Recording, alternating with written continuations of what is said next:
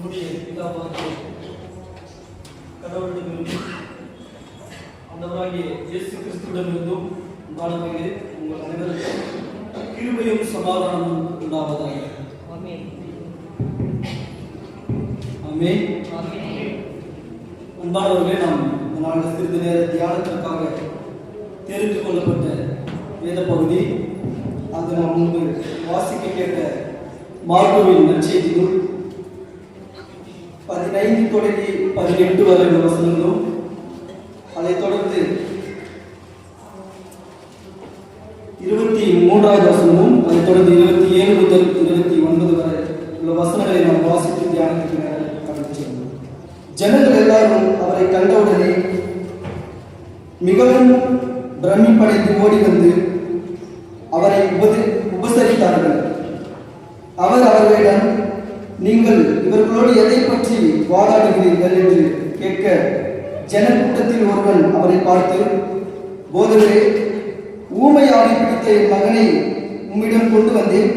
அது அவனை எங்கே பிடித்தாலும் அங்கே அவனை கீழே தள்ளுகிறது. அப்பொழுது அவன் முறை தள்ளி பல்லை கடித்து சோர்ந்து போகிறான். அதை துரைத்து விடும்படி உம்முடைய சீடரிடம் கேட்டேன், அவர்களால் முடியாமல் போயிற்று என்றான். 23வது வசனம். இயேசு அவனிடம், முடியுமானால் என்றாயோ, விசுவாசிக்கிறவனுக்கு எல்லாம் முடியும். 27 முதல் 29 வரை. இயேசுவோ அவன் கையை பிடித்து அவனை தூக்கினார். அவன் எழுந்து நின்றான்.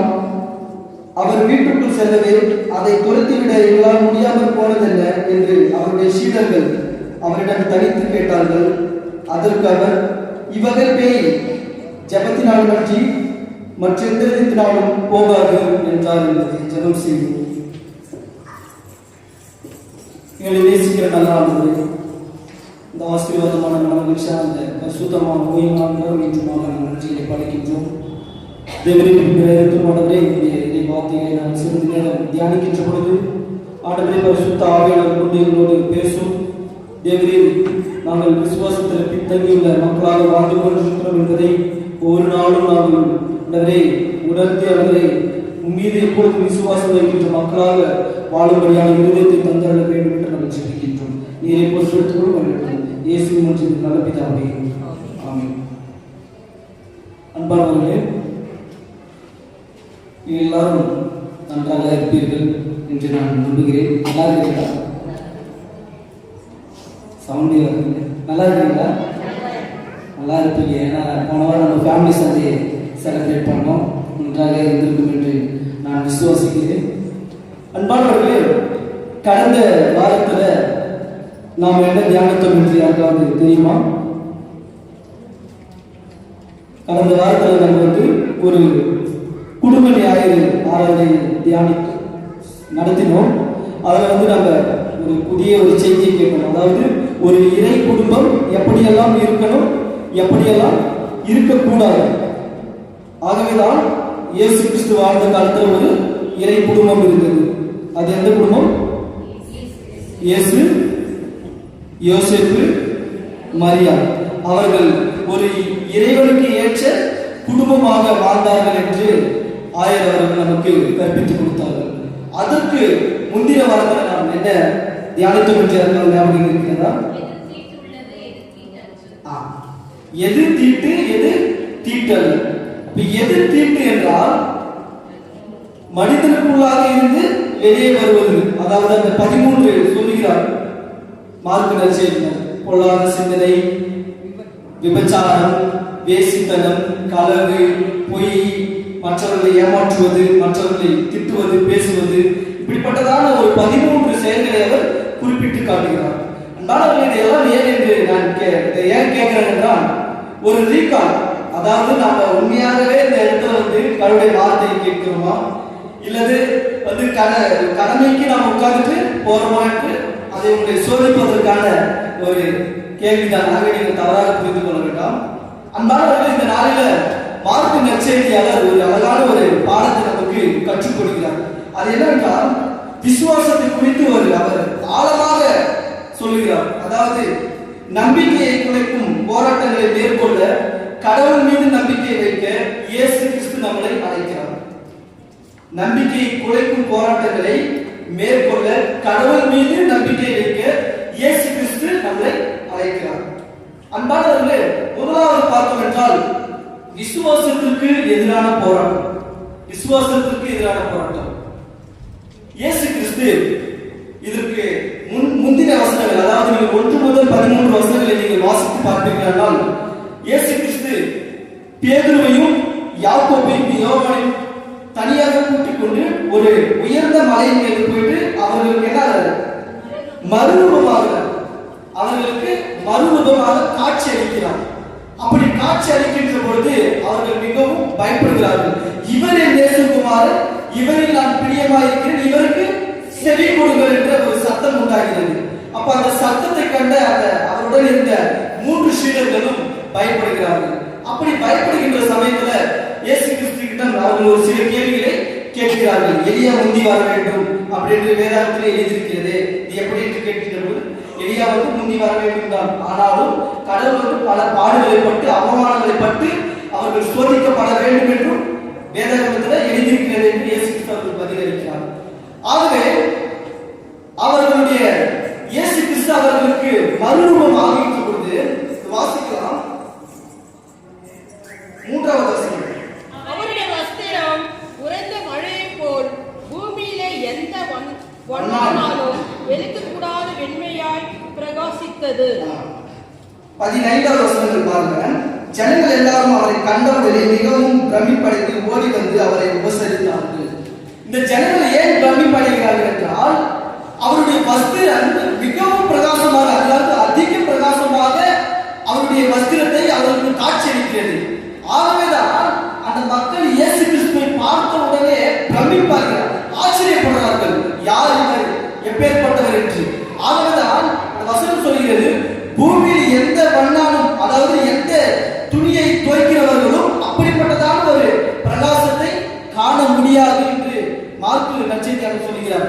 ஆகவேதான் அந்த மக்கள் எல்லாரும், அந்த ஜனக்கூட்டத்தினர் எல்லாரும் இயேசு கிறிஸ்துவை பார்த்து பிரமிப்படைகிறார்கள். அன்பானவர்களே, இந்த பகுதியில் நாம் பார்க்கின்ற பொழுது இயேசு கிறிஸ்து அவர்களுக்கு மறுரூபமாகி மலையிலிருந்து கீழே இறங்குறார். மலையிலிருந்து கீழே இறங்குகின்ற பொழுது அங்கு இருக்கின்ற ஜனங்கள், அதாவது முதலாவது மறைநூல் அறிஞர்கள், வேத பாரகர்கள், அதுதான் வேதத்தில் இருக்கும் வேத பாரகர்கள் யார் என்றால் மறைநூல் அறிஞர்கள். அவர்களும் ஜனங்களும் இயேசுவின் சீடரிடத்தில் வாக்குவாதத்தில் ஈடுபட்டிருக்கிறார்கள். அதாவது அவரிடத்தில் தர்க்கம் என்றால் வாக்குவாதம், அவரிடத்தில் வாக்குவாதம் செய்து கொண்டிருக்கிறார்கள். அப்படி செய்து கொண்டிருக்கின்ற பொழுது இயேசு வருகிறார். அவர்கள் என்னெல்லாம் செய்து கொண்டிருக்கிறார் என்று பார்க்கிறார். அப்ப பார்க்கின்ற பொழுது அந்த மக்கள், மறைநூல் அறிஞர்கள் யாரிடத்துல, சீடரிடத்துல வாதாடி கொண்டிருக்கிறார்கள்.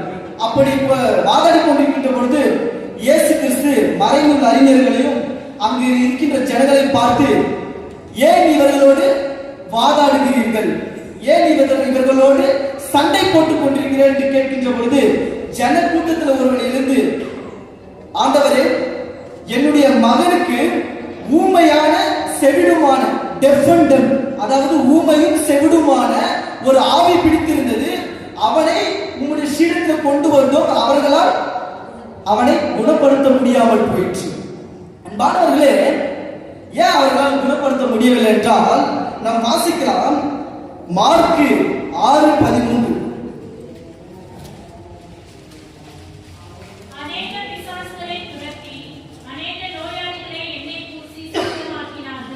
பாருங்க, அப்போ அநேக பிசாசுகளை, அநேக பேய்களை துரத்தி எண்ணெய் பூசி குணமாக்கினார்கள். யாரு? சீடர்கள் தான். ஆனால் இந்த இடத்துல அவர்களுக்கு குணமளிக்க முடியாமல் போயிற்று. ஏன் அவர்களால் குணமளிக்க முடியாமல் போயிற்று என்றால், முதலாவது அங்கு இருக்கின்ற மறைநூல் அறிஞர்கள் அந்த சீடத்துல சண்டை போட்டுக் கொண்டிருக்கிறார்கள், ஜனங்களும் அவரிடத்துல சண்டை போட்டுக் கொண்டிருக்கிறார்கள். இப்படி இருக்கின்ற சமயத்துல அந்த மக்களுக்கும் விசுவாசம் இல்லை, இவர்கள் சண்டை போட்டுக் கொண்டிருக்கிறால் இவர்களும் விரக்தி அடைந்து இவர்கள் என்ன செய்ய, இவர்களுக்கும் விசுவாசம் இல்லை. ஆகவேதான் கடவுள் ஒரு மிக கடுமையாக அவர்களுக்கு விமர்சிக்கிறார். பாருங்க, 19வது வசனத்தை பாருங்க.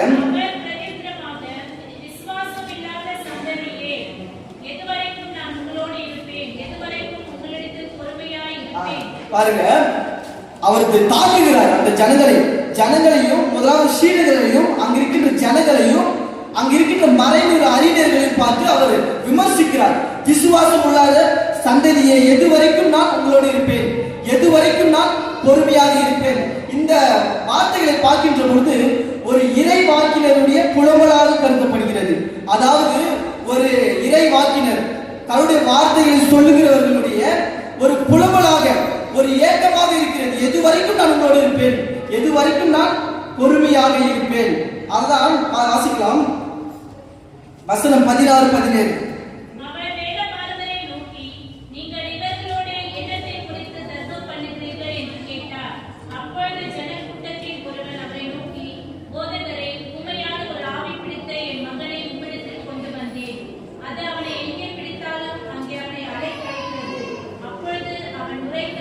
நுரை தள்ளி பல்லை கடித்து சோர்ந்து போகிறான். ஒரு ஊமையான ஆவி அவனை பிடித்திருக்கிறது. அது ஊமையான ஆவி ஒரு பொதுவாக பார்க்கின்ற பொழுது எல்லா பேய்களும் எல்லா பிசாசுகளும் பொதுவானது. ஆனால் இந்த ஊமையான ஆவி என்பது மிகவும் ஒரு பயங்கரமானது, ஒரு ஆபத்துக்குரியான ஒரு பேயாக கருதப்படுகிறது என்று நாம் திருமறை பகுதிகளை வாசிக்குமானால் பார்க்க முடியும். ஆகவேதான் இயேசு கிறிஸ்துவிடம் அவர் ஒரு கோரிக்கையை வைக்கிறார். அதாவது இவர்களை, என்னுடைய மகன் இப்படிப்பட்டதான ஒரு வியாதியில இருக்கின்றான், இப்படிப்பட்டதான ஒரு கஷ்டத்தில் இருக்கிறான், அவனை குணப்படுத்த முடித்த சீடத்தில் கொண்டு வந்தேன், ஆனால் அவர்களால் செய்ய முடியாமல் போயிற்று. ஆகவேதான் கடவுள் எடுத்தோடனே அவர்களை தாக்குகிறார், விசுவாசம் இல்லாத சந்ததியை. ஆகவே இது அவர்களுக்கு மாத்திரம் சொல்லல கடவுள். 2000 வருடங்களுக்கு முன்பாக அந்த ஜனங்களையும் மறைநூல் அறிஞர்களை கேட்ட கடவுள் நம்மளையும் பார்த்து கேட்கின்றார், விசுவாசம் இல்லாத சந்ததியை எதுவரைக்கும் நான் உங்களோடு இருப்பேன். அந்த வார்த்தை என்னவென்றால் ஒரு கோபத்தின் உச்சக்கட்டம், விரக்தியில சொல்றார் கடவுள்.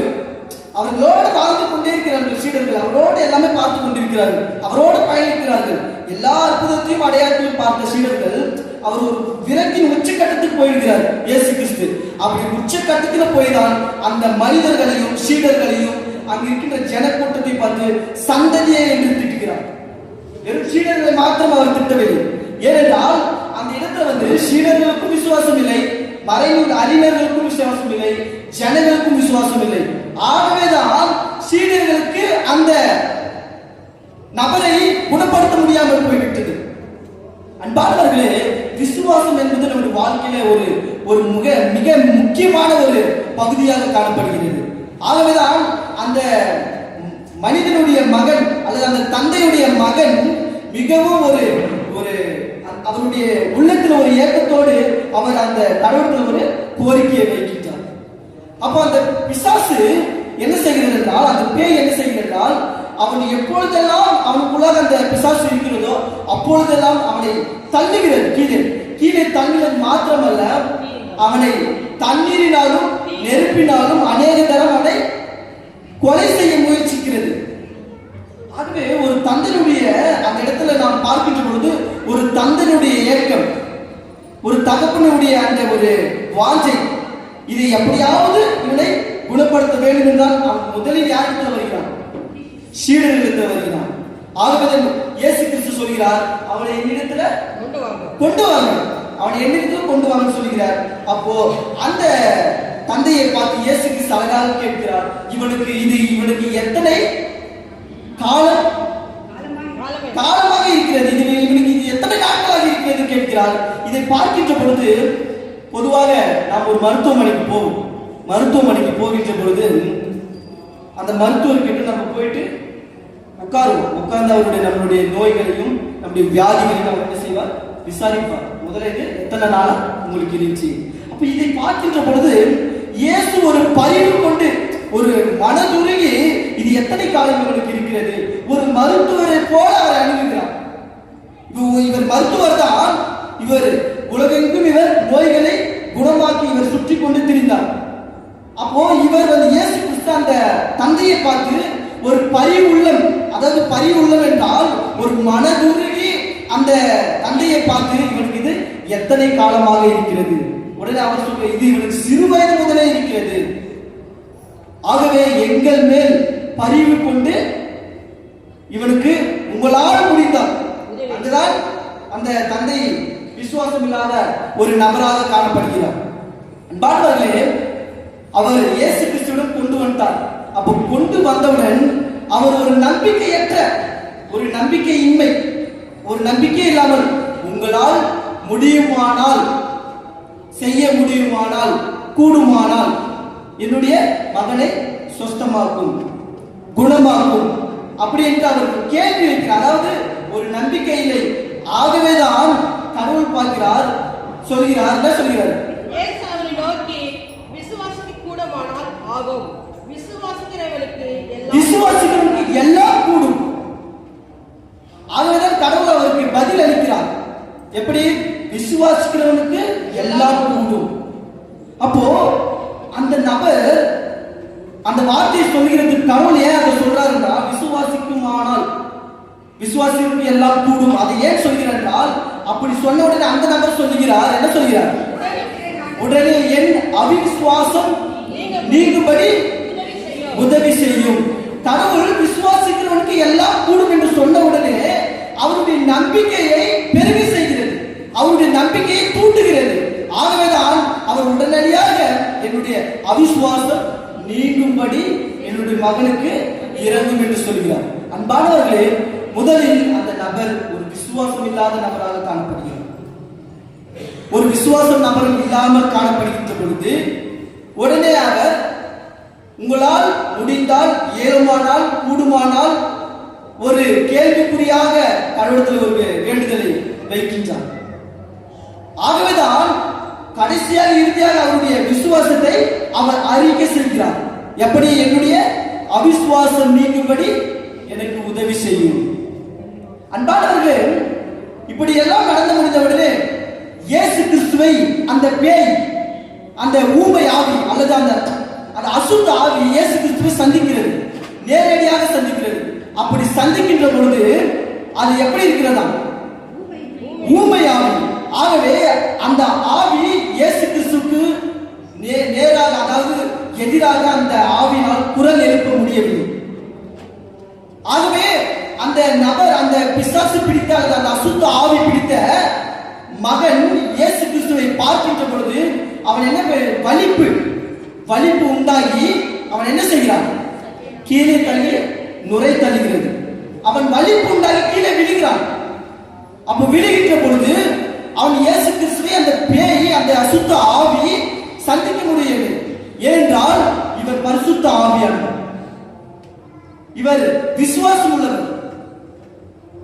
ஆகவேதான் அவர் உயர்ந்த மலையில என்ன பண்ணி கொண்டிருந்தார்? ஜெபம் பண்ணி கொண்டிருந்தார்.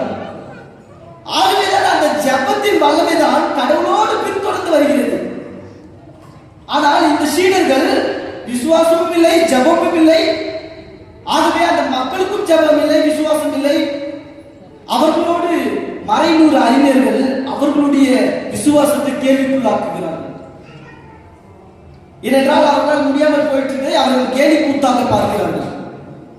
நீங்கள் இயேசுடன் இருக்கிறீர்களே, அவரோடு எல்லாம் செய்கிறீர்களே, இது எல்லாம் பார்த்து உங்களால செய்ய முடியாமல், குணப்படுத்த முடியாமல் போய்விட்டது என்று அந்த மறைநூறு அறிஞர்கள் அவர்களை கேள்விக்குள்ளாக ஆக்கிறார்கள்.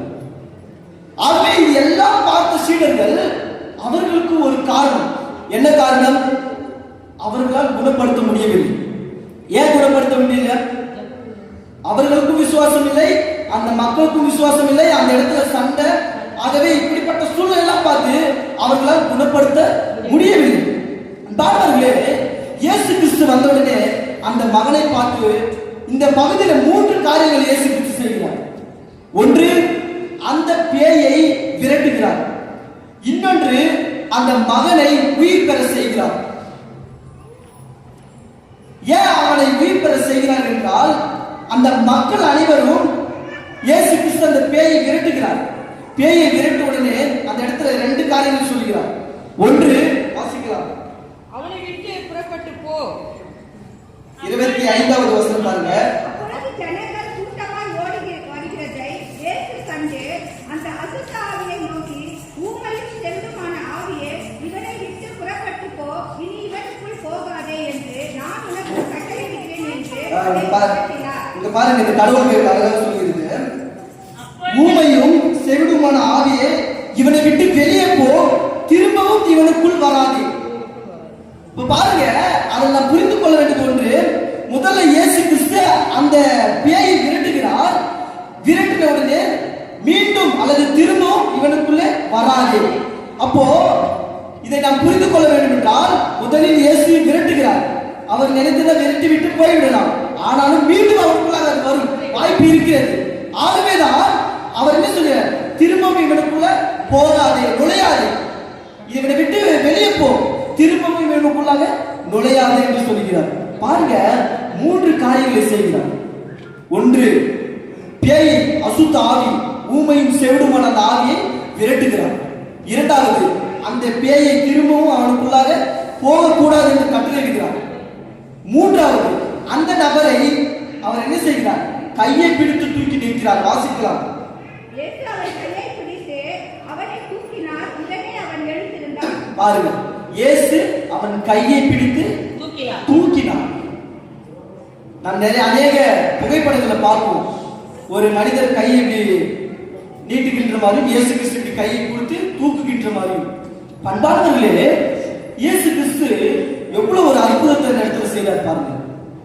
இதற்கு எல்லாம் காரணம் அவருடைய விசுவாசம், அவர் கடவுள் மீது வைத்த விசுவாசம்.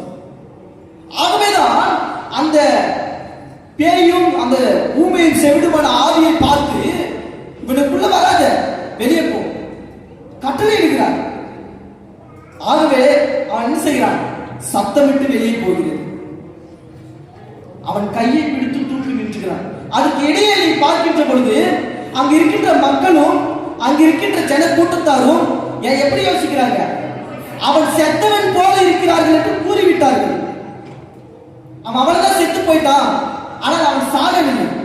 ஒருவேளை மயக்க நிலையில் இருந்திருக்கலாம், ஒருவேளை அவனுடைய உடல் அந்த ஒரு களைப்பினால் அவன் என்ன மயங்கி விழுந்திருக்கலாம். ஆகவேதான் கடவுள் அவர்களுக்கு முன்பாக ஒரு அதிசயத்தையும் அற்புதத்தையும் செய்கிறார். ஆகவேதான் நாம் கையை பிடித்து தூக்கி அவர்கள் பிரமிப்படைய செய்கிறார். அன்பானவர்களே, நாம் விசுவாசம் உள்ளவர்களாக இருக்க வேண்டும். ஆகவே கடவுள் என்ன சொல்றாரு, கடுகளவு விசுவாசம் இருந்தால் இந்த மலையை பார்த்து பெயர்ந்து கொண்டு போயிடும். அப்போ விசுவாசத்தின் அளவு முக்கியமில்லை, விசுவாசத்தின் அளவுகோல் முக்கியமில்லை, நாம் யார் மீது விசுவாசம் வைக்கிறோம் அதுதான் முக்கியம். நம்முடைய வாழ்க்கையில விசுவாசம் என்பது நாம் யார் மீது வைக்கின்றோம் அதுதான் முக்கியம். ஆகவேதான் பேர்பட்ட அற்புதங்களையும் அதிசயங்களையும் செய்துவிட்டு கடவுள் ஒரு இல்லத்திற்குள்ளாக பிரவேசிக்கிறார். உடனே சீடர்கள் அவரிடத்தில் மீண்டுமாக என்ன செய்கிறார்கள், தனித்து இதை எங்களால் ஏன் செய்ய முடியாமல் போயிற்று. அப்போ கடவுள் அழகாக சொல்கிறார், இது ஜபத்தினாலும் உபவாசத்தினாலும் மற்ற எந்த விதத்திலும் இது போக முடியாது. ஏனென்றால் அவர் ஜபம் செய்துவிட்டு மலையில கீழே இறங்குறார்.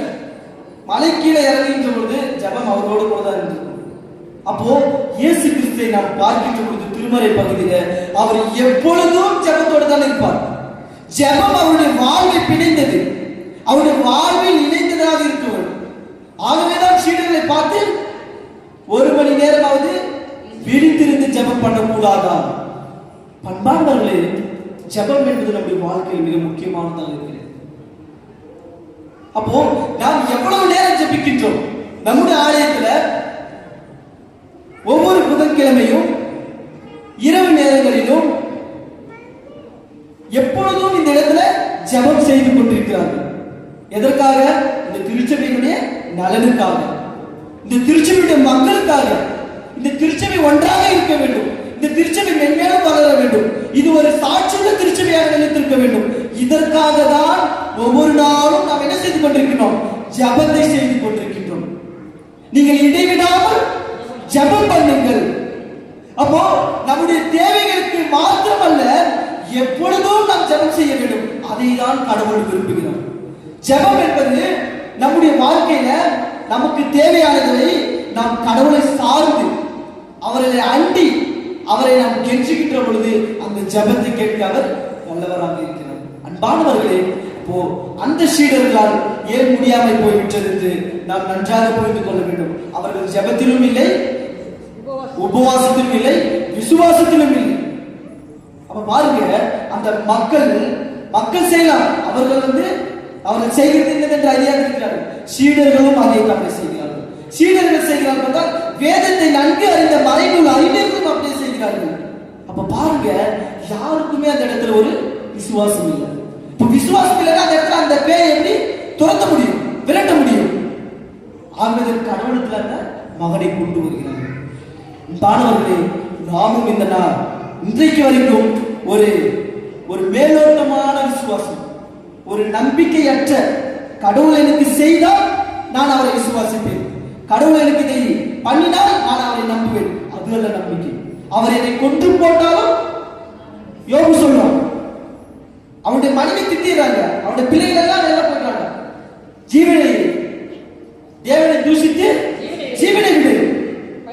பைத்தியக்கார மாதிரி பேசாத, கடவுளிடத்தில் நன்மை பெற்றுக் கொண்டனா தீமை பெற வேண்டாமோ? அப்போ நம்முடைய வாழ்க்கையை எல்லாவற்றையும் கடவுள் அனுமதிக்கின்றார். எதற்காக? சோதிப்பதற்காக. இவர்கள் இடத்தில் விசுவாசமா இருக்கிறார்களா? அப்ப எல்லா நன்மைகளையும் பெற்றுக்கொண்ட இஸ்ரவேல் ஜனங்கள் எப்படி இருந்தார்கள்? வணங்க கழுத்துள்ள ஜனங்களாக வாழ்ந்தார்கள். பாண்டவர்களே, இயேசு கிறிஸ்து நமக்கு விசுவாசத்தை பற்றி நன்றாக கற்றுக் கொடுக்கிறார்.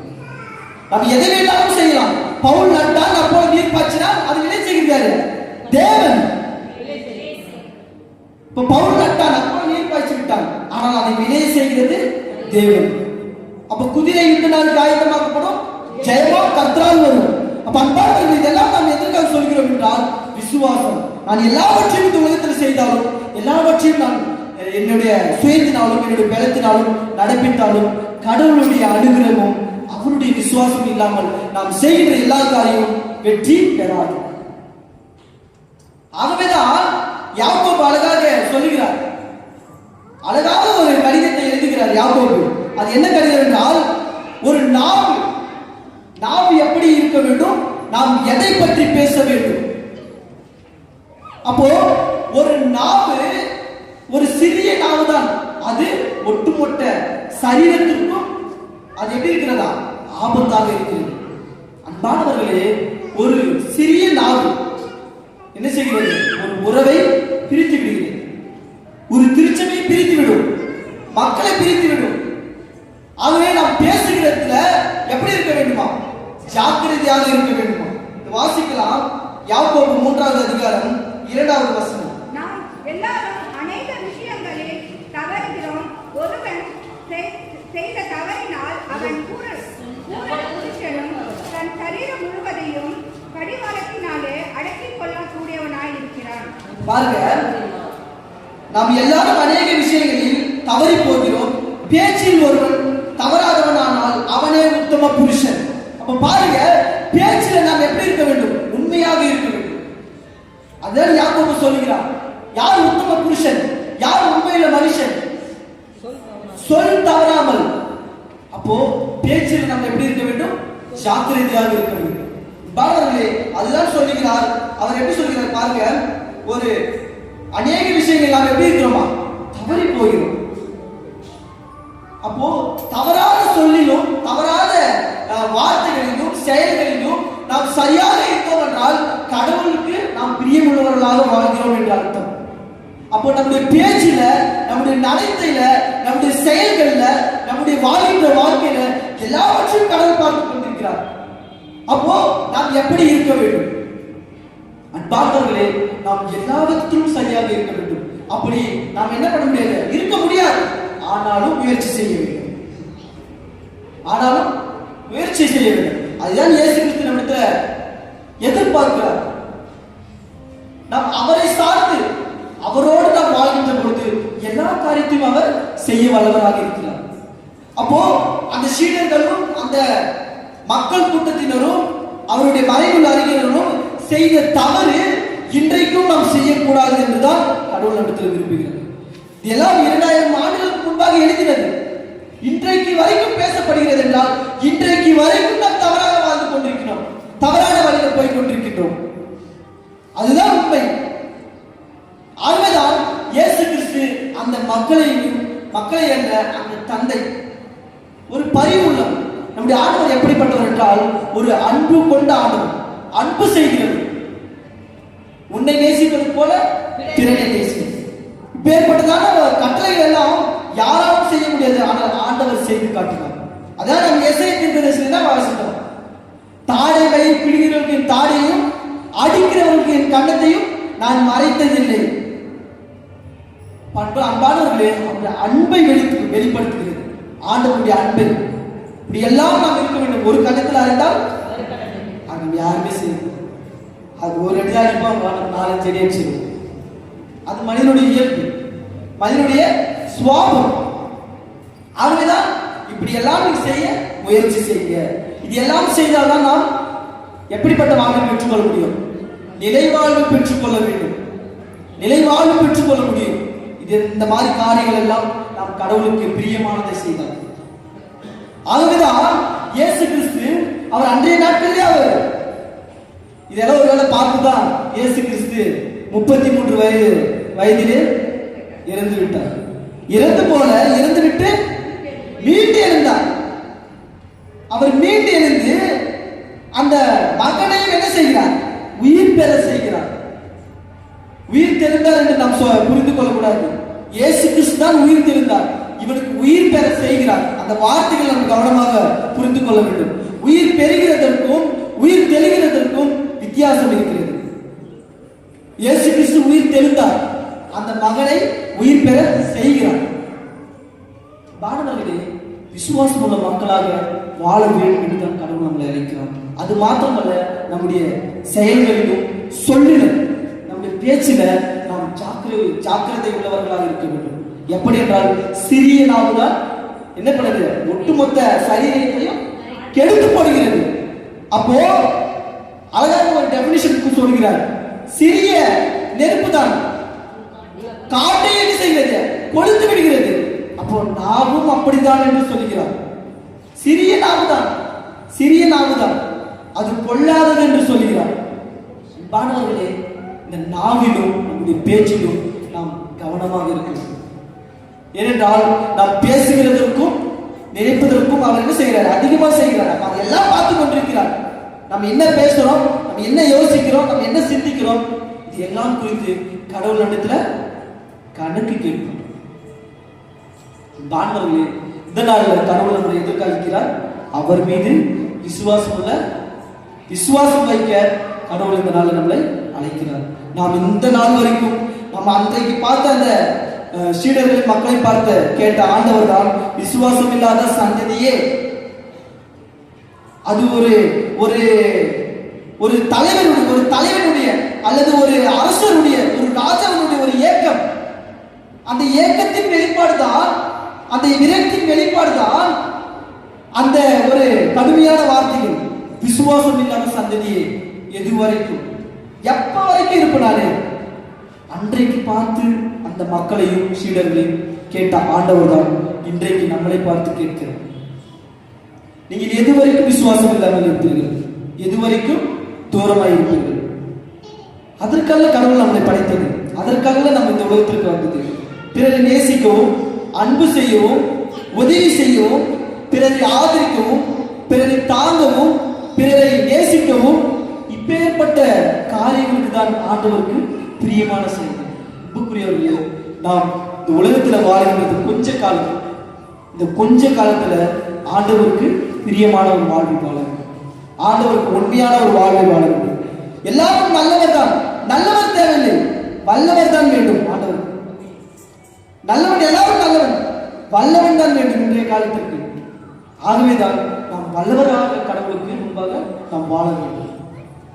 அப்படி வாழ வேண்டும் என்றால் அவருடைய திருமறைகளை நாம் படிக்கின்ற பொழுது மாத்திரமல்ல, 1 மணி நேரமாவது கேட்கின்ற ஆண்டவர் தான் இன்றைக்கு நம்மளுக்கு பார்த்து கேட்கிறார். எப்பொழுதும் ஜபத்தில் கருத்திருக்க வேண்டும். நாம் ஜபம் செய்தோம் என்றாலே பிசாசு என்ன பண்ணிடுவான்? ஓடிவிடுவான். ஆகவேதான் கடவுள் நம்மை ஜபத்தினாலும் உபவாசத்தினாலும் அவர் மீது விசுவாசம் வைக்கின்ற மக்களாக வாழ வேண்டும் என்றுதான் கடவுளினால் நம்மளை அடைக்கிறார். மாணவர்களே, நாம் கடவுளையே சார்ந்து நம்முடைய விசுவாச இலக்கியம் எப்படி இருக்க வேண்டும்? விசுவாசம் பாருங்க, உங்கள் நம்பிக்கை பெருக உதவுமாறு கடவுளை வேண்டிக் கொள்ளுங்கள். விசுவாசம் இருக்கு, உங்களுடைய நம்பிக்கையை பெருக உதவுமாறு கடவுளை வேண்டிக் கொள்ளுங்கள். வாழ்க்கை இலக்கு என்னவென்றால் இறைவனிடம் சரணடைந்து அவரது மீட்பை பெற அவரையே முழுமையாக சார்ந்திருங்கள். விசுவாச இலக்கு என்னவென்றால், எனக்கு இன்னும் விசுவாசத்தை கொடும் கர்த்தாவே, எனக்கு இன்னும் நம்பிக்கை கொடும் என்று நாம் அவரிடத்தில் வேண்டிக் கொள்ள வேண்டும். நம்முடைய வாழ்க்கை இலக்கு எதுவாக இருக்க வேண்டும் என்றால், இறைவனிடம் நாம் சரணடைந்து அவர் மீது நாம் மீட்பை பெற்றுக்கொண்டு அவரையே நாம் முழுமையாக நம்பி சார்ந்திருக்க வேண்டும் என்றுதான் கடவுள் இந்த நாளுக்குள்ள அழைக்கின்றார். மாணவர்களே, அப்போ நாம் கடவுளையே நாம் சார்ந்து அவரையே நாம் நம்பி வாழ்கின்ற பொழுது கடவுள் எல்லாவற்றையும் ஒரு வாழ்க்கையில செய்ய வல்லவராக இருக்கிறார். ஆகவே இந்த வார்த்தைகளை கொண்டு கர்த்தர் தாமே உங்களை ஆசீர்வதித்து பலப்படுத்தி காப்பாராக. ஆமீன். எல்லா புத்திக்கும் மேலான தேவ சமாதானம் உங்கள் இருதயங்களும் சிந்தனைகளும் கிறிஸ்து இயேசுக்குள்ளாக காத்துக்கொள்வாராக. ஆமீன். நாம் யாவும் கிறிஸ்துவ